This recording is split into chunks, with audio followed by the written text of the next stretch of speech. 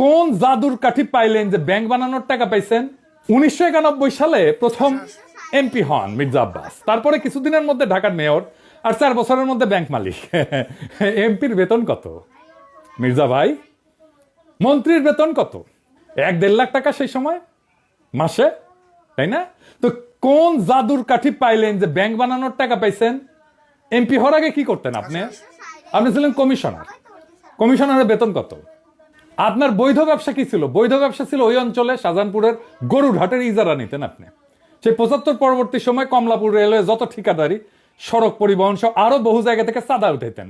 চান্দা তোলা ছাড়া আর কিছু করার যোগ্যতা মির্জা আব্বাস আপনার ছিল না কোনোদিনই। আপনার তো কোনো স্কিল সেট নাই, আপনি কোনো কিছু করে উপার্জন করতে পারবেন না, তাই আসছেন রাজনীতিতে। এটাই বাংলাদেশের রাজনীতির মধু। আপনি ব্যবসাও পারেন না, তাই পারলে এন্টারপ্রেনার হইতেন। তো সম্পদ তৈরির জন্য চাঁদাবাজি করেছেন, করেন, এখনো করেন, বোঝা গেল। কিন্তু কোন জাদু বলে ব্যাংক বানাইছেন সেটা আমরা খুঁজে দেখবো, গলায় পাড়া দিয়ে এটা বের করবো।